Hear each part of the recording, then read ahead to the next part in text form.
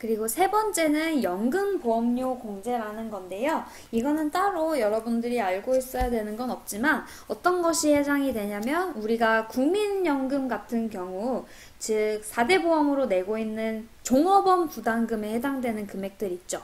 그래서 예수금으로 떼어서 회사가 내주는 거 말고 종업원 부담금 같은 경우가 해당되는 부분입니다. 그래서 여기 같은 경우는 국민연금이나 공무원연금법에 해당되는 보험료를 내는 경우, 종업원 부담금 같은 경우가 해당이 되고 그거의 모든 100%를 소득 공제 받을 수 있다라는 거 기억해 주시면 되고요. 특이하게 여기 부분은 조금 기억할 게 많아요. 이제 조세특례법상에서 소득공제를 받을 수 있는 경우가 있는데 대부분이 이제 신용카드를 사용하는 거에 대해서 제한을 두고 그 경우가 아닌 이상 소득공제를 받을 수 있게 만들어 놨습니다. 어떤 부분인지 같이 보도록 할게요. 자, 우리가 그 신용카드에 관련된 내용들은 여러분들 교재 247쪽 부분에 있습니다. 우리가 신용카드를 사용한 경우에는 1년 동안 사용한 금액에서 15%가 소득공제로 받을 수 있고요. 더 많이 받을 수 있는 게 체크카드와 현금영수증 같은 거예요. 그래서 여러분들 요즘에는 카드를 많이 여러분도 사용하겠지만 현금 같은 거 사용하면 마트에서나 음식점에서 현금영수증 해드릴까요? 이런 얘기 들어보신 적 있으시죠? 그거를 왜 하냐면 마지막에 이제 연말정산을 받을 때 30%나 소득공제를 받을 수 있기 때문에 하는 거거든요. 그래서 보통은 이제 이 카드나 이 현금에 관련돼서 이제 소득공제를 받을 수가 있습니다. 자, 근데 보통은 그런데 중요한 건 신용카드를 백날 사용했는데 소득공제 대상자에서 제외되는 경우가 있어요. 그거를 여러분들이 잘 기억을 해주셔야 나중에 헷갈리지 않고 잘 구분을 해낼 수가 있습니다. 자, 일단 아까 선생님이 앞부분에서 얘기를 했었는데 이 신용카드 사용분 같은 경우에는 본인 포함해서 뭐 직계비속 다 가능하지만 공제 대상이 안 되는 경우가 있었다 그랬죠? 어떤 경우 있었죠? 맞아요. 형제 자매 사용분은 절대 불가능한다라는 점, 사용분은 절대 안 된다는 점 알아두시고 들어가 보도록 하겠습니다. 그래서 이 부양가족들이 사용한 것들은 나이 제한은 없어요. 나이 제한은 없어서 본인이나 배우자, 자녀, 부모님 등은 가능한데 형제자매 사용분만 불가능하다라는 거 알아두시고요. 여기서 이제 제외되는 금액들을 한 가지 보면 쉽게 생각을 하면 돼요. 일단은 사업소득과 관련된 비용들은 소득보자 신용카드 일단은 사업 관련 비용 지출액은 해당이 되지 않습니다. 즉 우리가 일반적으로 개인 사업을 위해서 신용카드를 썼는데 그거에 관련돼서 모두 소득공제를 해주면 사업하는 사람들에게만 유리할 수 있잖아요. 왜냐면 금액이 당연히 많아지니까요. 그래서 그런 경우는 안 된다라는 거 알고 계시고요.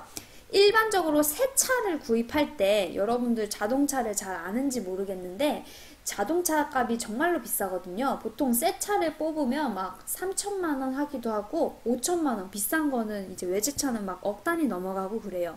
근데 그거를 신용카드로 보통 할부로 사는데 그 모든 금액들을 소득금액으로 공제를 해주기에는 너무나 금액이 커지기도 하고 소득의 불균형이 있기 때문에 자동차를 신용카드로 구입하는 것도 소득 공제 대상에서 제외된다라는 거 알고 있어야 됩니다. 근데 예외로 중고차를 구입하는 경우 같은 경우는 10%를 인정해준다라는 거 별도로 알고 계시면 될 것 같아요. 자, 그리고 이제 해외에서 사용한 것들도 안 됩니다. 여기 없나? 여러분들 책에는 있나요? 책에다 여러분들 그냥 옆에다 잘 알아서 정리를 해보세요. 이제 해외에서 사용한 것도 해외에서 이제 해외여행 여러분들 나중에 가게 되면 신용카드 많이 사용하고 이제 비자카드 만들어가지고 가서 사용을 하는데 이런 것들은 소득공제를 해주지 않아요. 왜냐하면 쉽게 생각해서 소득공제를 해준다라는 거는 이제 일반적인 소상공인들을 위해서 소비를 많이 하고 그거에 대해서 이제 개개인에게 공제를 해준다라는 개념인데 이 해외에서 돈을 쓰는 거는 국가 소상공인들에게는 도움이 되지 않잖아요. 그래서 이 해외에서 사용하는 것도 신용카드에서 제외시킨다, 소득공제에서 제외시킨다라는 거 알아두시면 됩니다.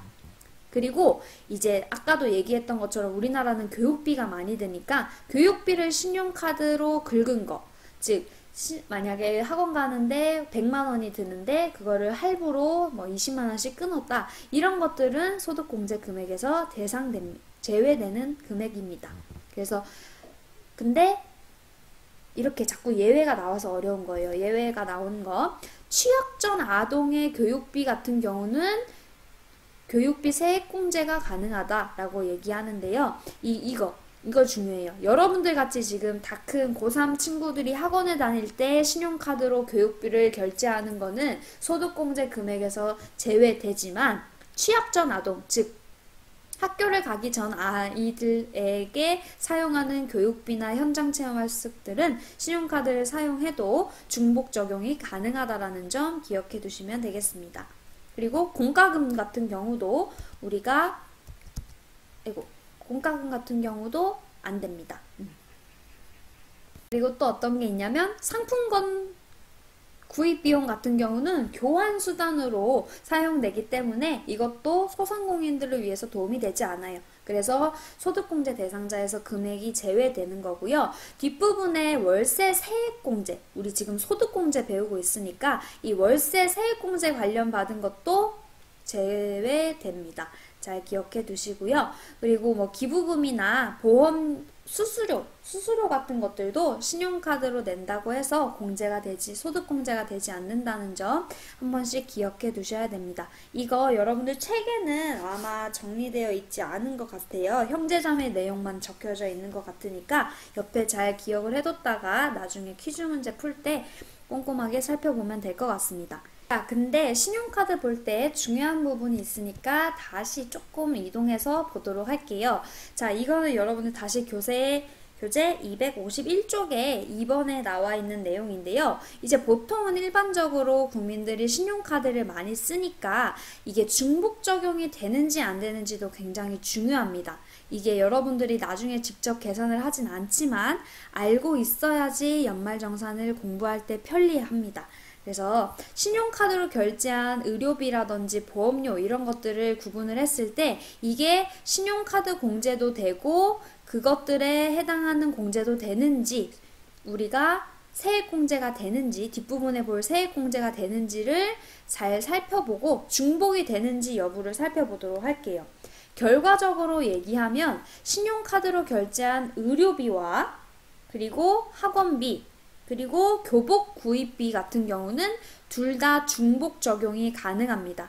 중복 적용이 가능한 거는 의료비, 학원비, 교복 구입비. 요즘 이제 여러분들 이제는 교복 구입할 일이 없긴 하지만 교복 비싸잖아요. 이제는 이제 보통 지원을 많이 해주기는 하는데 교복이 상당히 비싸요. 그쵸? 그래서 이거 같은 경우는 신용카드 공제를 둘 다 중복 적용을 받을 수 있다라는 겁니다. 근데 한 개만 알아둘게. 아까 선생님이 학원비 얘기하면서 여러분들은 안 되고 취학 전 아동만 된다고 했으니까 취학 전 아동의 학원비라는 것은 중복 적용이 가능하다라고 정리를 해두시길 바랍니다.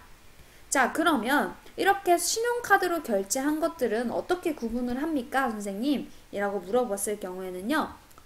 이제 뒷부분에서 세액공제를 배울 건데 이 세액공제는 얘네들은 각각 가능합니다. 자, 근데 신용카드 공제도 또 받을 수 있는지를 물어보는 거예요. 그래서 얘는 아까 우리가 배운 소득공제에 해당이 되는 거고 얘는 세액공제에 해당이 되는 겁니다. 그래서 세액공제 뒷부분에 있는 것들도 가능한데 중복으로 둘 다 가능한 것들은 의료비, 취학 전 아동의 학원비, 교복 부입비다 라고 정리하면 좋을 것 같아요. 그리고 이 여러분들에 해당되는 그 외의 학원비들은 교복비 세액공제도 불가능하다라는 점 기억을 해두시면 되겠습니다. 아시겠죠? 이것도 한번 보고 넘어가도록 할게요. 이렇게 해서 소득공제가 될 수 있는 것들을 크게 4가지로 구분을 했고 그 내용들에 대해서 살펴봤으니까요. 여러분들 잘 정리해 주시길 바라고, 그 다음에는 이제 세액공제를 보도록 하겠습니다.